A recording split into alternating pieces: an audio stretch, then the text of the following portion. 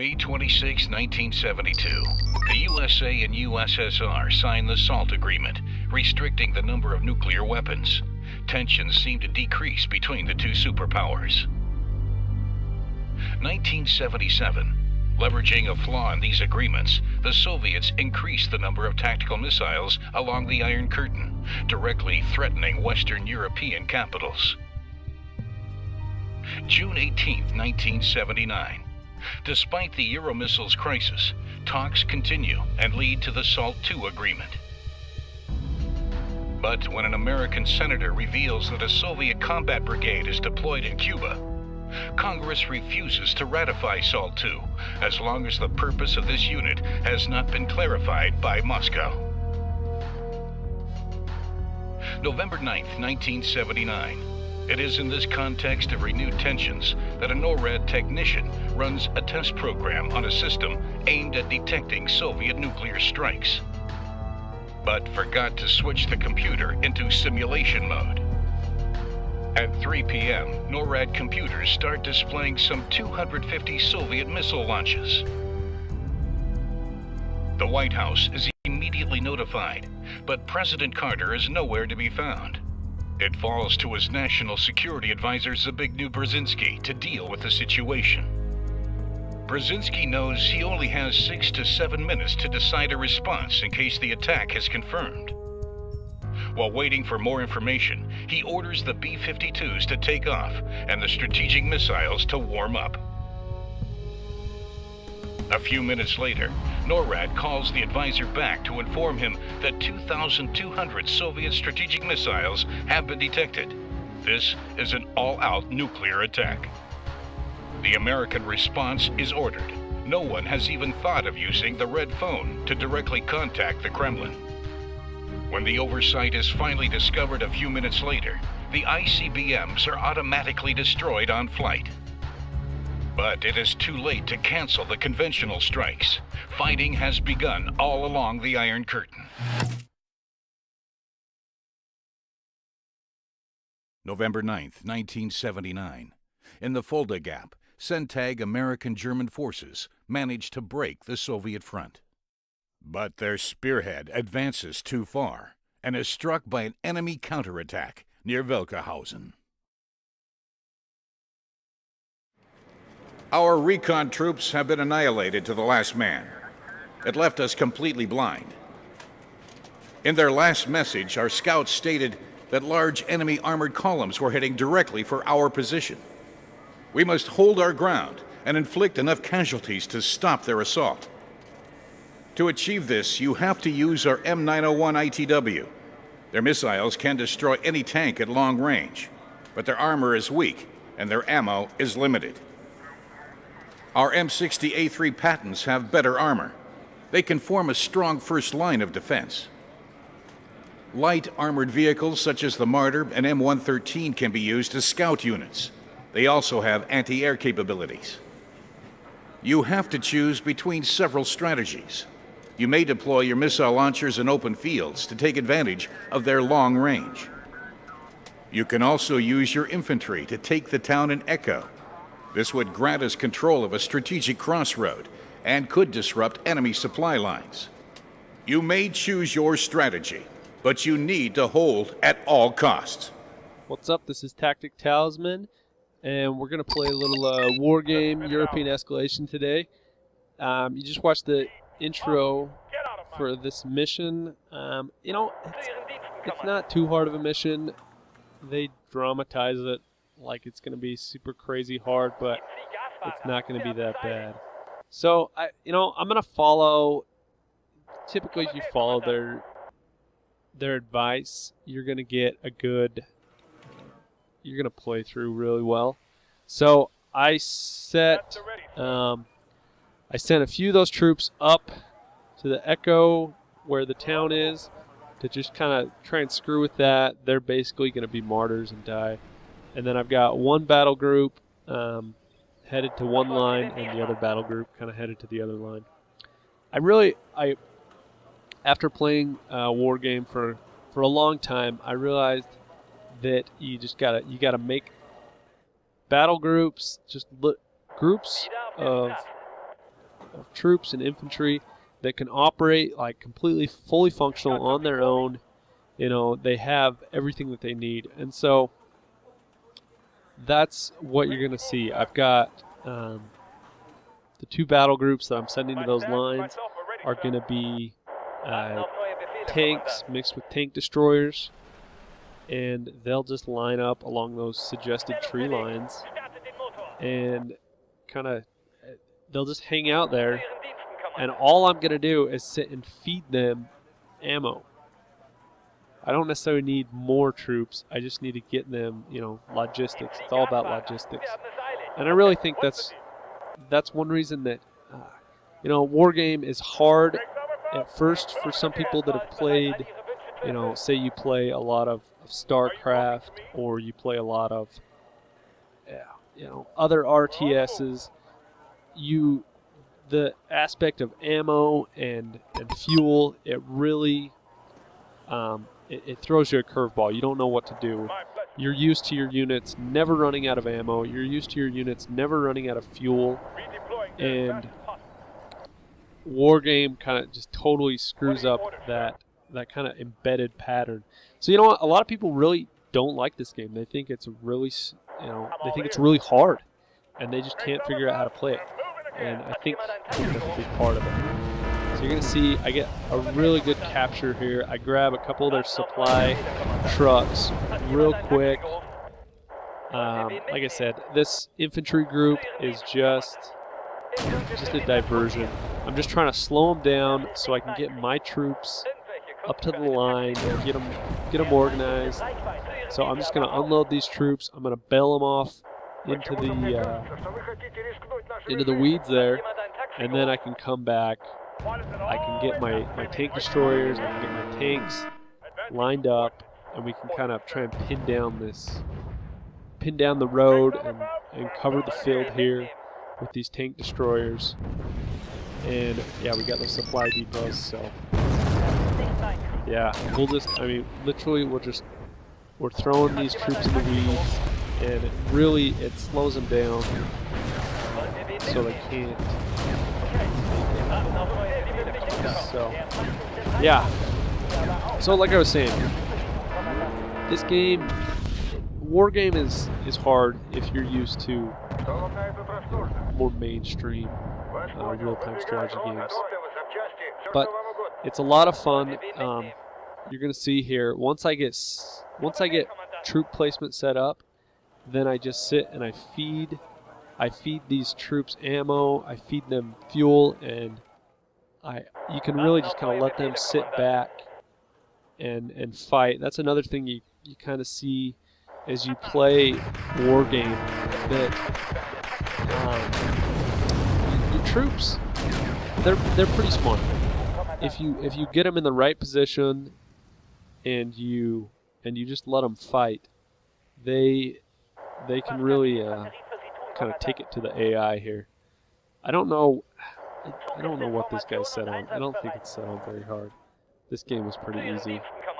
They just kind of, I don't know, these guys screw up a ton. This NPC that I'm fighting against, they throw their supply trucks at me. They get confused and screw up. Next game I'll switch it to harder. Because yeah, it wasn't that hard. I was never even threatened. They never even pushed my line until a little bit later in the game.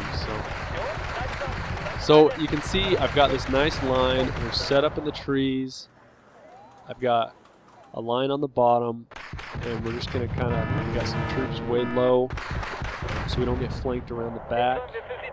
Even though you'll see I get screwed from behind. So I bring some more troops up to cover north over on the other side of this road, so they can't come in from behind. They can't flank me. Kind of secure the ends of my line, and then we can just kind of get to business and let our troops blow stuff up.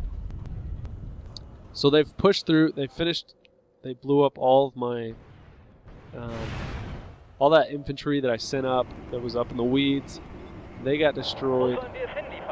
and so now they're going to start rolling their tanks in.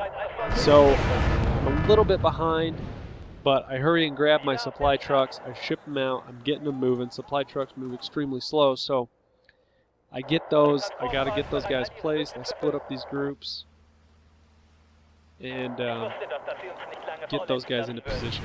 Get those supply trucks out there, because that's, you'll see, that's what really wins the game here, is that supply trucks are in place and ready to go. Just kind of doing a range check to see where those tanks are, and they don't even come down. They keep feeding into my top line and attacking there. So the other thing you're going to notice is I pull my empty supply trucks back. I get them off the line. I don't need, more nameplates cluttering up my line. It's hard enough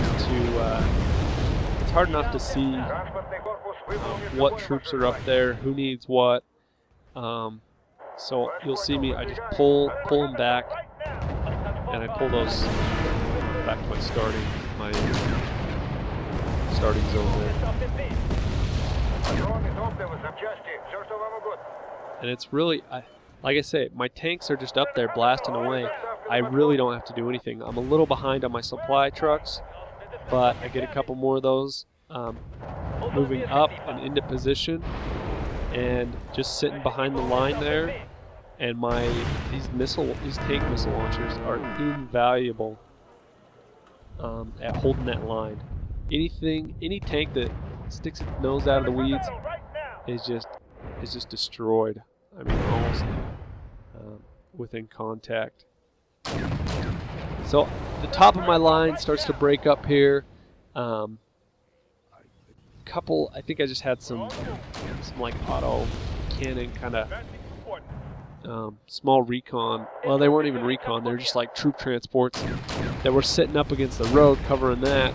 And I leave those guys up there to do that. So we keep on them. They start pushing up, but they never get anywhere. As soon as their tanks roll out into the open, those tank destroyers just blow them away. So I grab a few more tanks, had some reserve tanks. I kind of just push them up onto the right here, just in case these guys get smart and roll around and try to flank me. But they never even get close.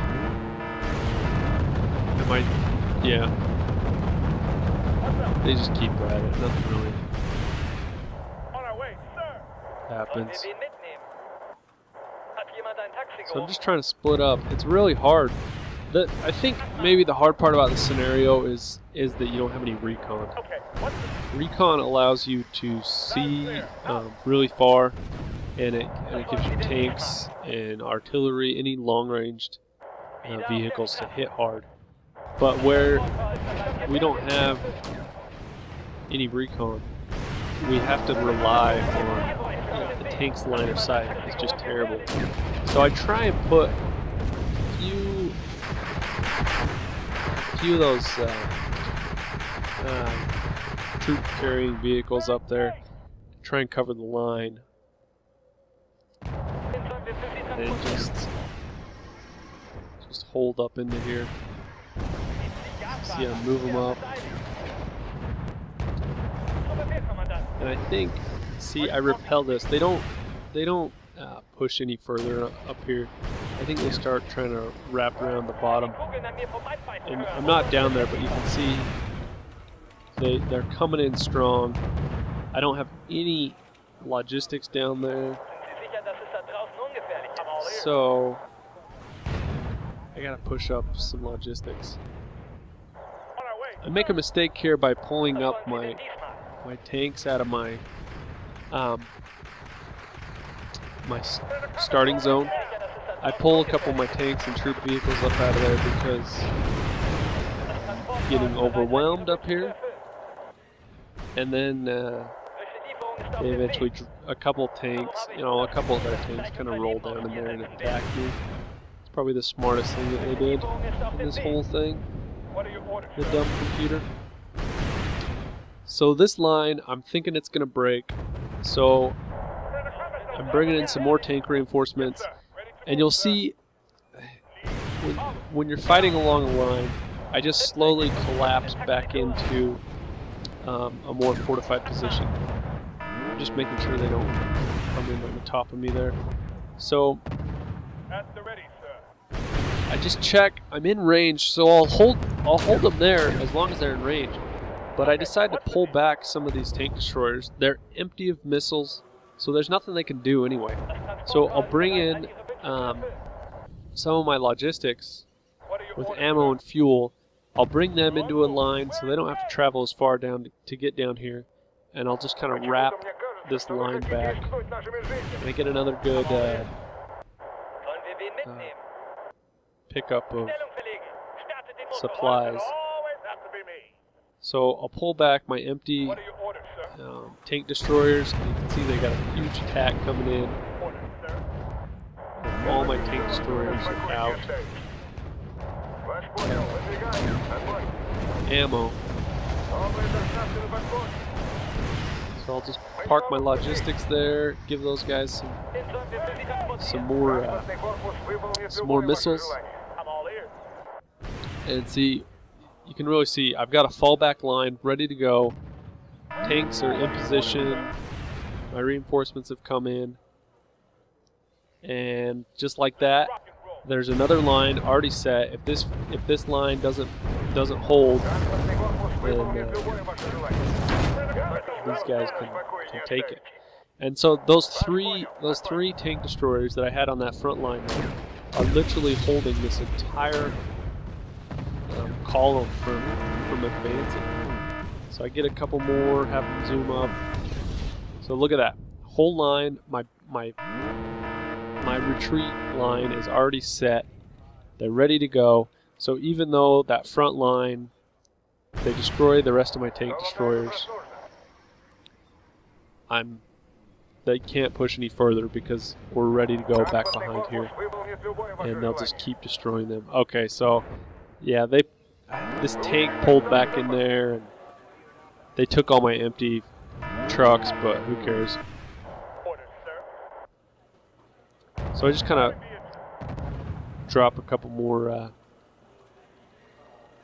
vehicles back on my last reinforcement area and just kind of hold there. I think maybe the NPCs were trying to go for my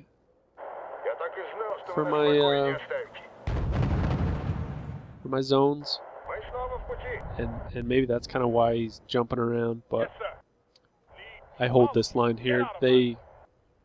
Yeah, there's no way they're getting through this. I've got several tank positions, and you'll see I kind of stick this. As I stick this tank, those two tanks up into the nose of this line, it gives this entire line like an increased line of sight. If I had some recon, I would have placed them forward in the trees just a little bit, and that gives me perfect line of sight for the tank destroyers. You know, your artillery, your long range can just start pounding them.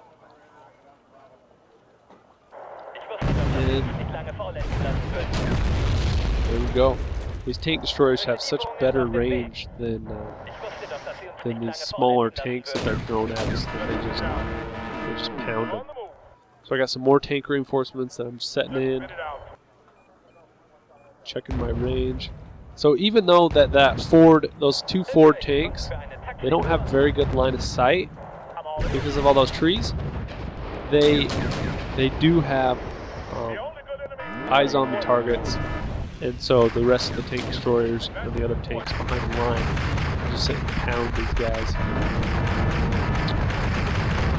and pretty much finish them off. So yeah, I completely lost this back area. You only start out with 2 commanders, so it's not like I can even retake it, so there's nothing worthwhile down there anyway. What's up, sir?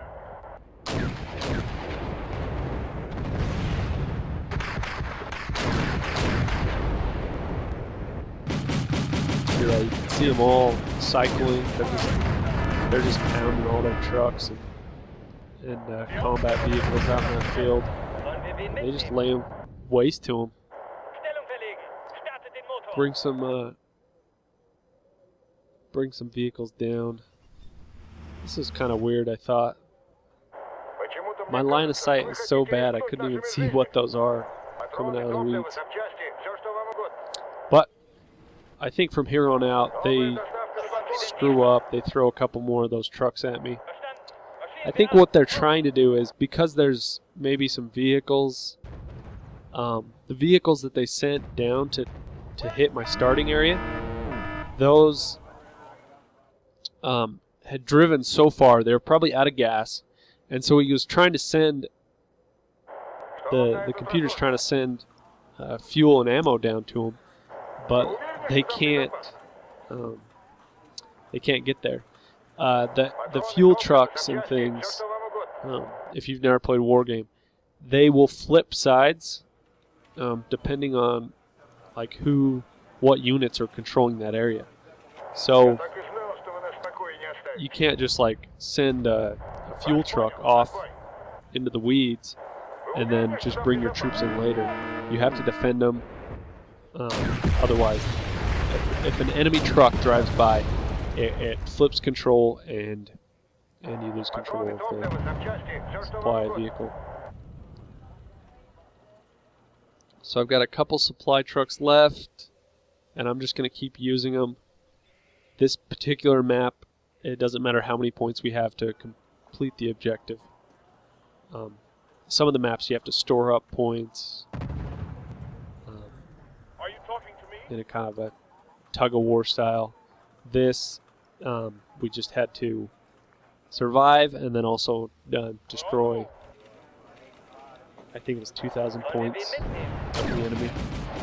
And that's another, the whole concept of Wargame is really point driven. At least if you're playing the campaigns, each mission is won or lost by either killing more enemy units and getting the points from those units, or by capturing zones and saving up the points that you get from the zones. I'll talk more about that in the next video, but because this particular scenario is kind of different than some of the beginning game scenarios. So at this point, it's just mop up. There's 40 seconds left on the timer, and so I'm just holding out here. I catch a couple more supply trucks, which give us even more ammo to hold the fight. So yeah, playing the NPCs isn't quite as fun as playing a multiplayer game or against real people, but I kind of enjoy it.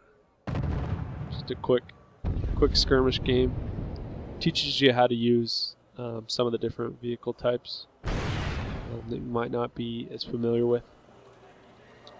So that is it, and we will I'll play through the next mission, and we'll catch you later.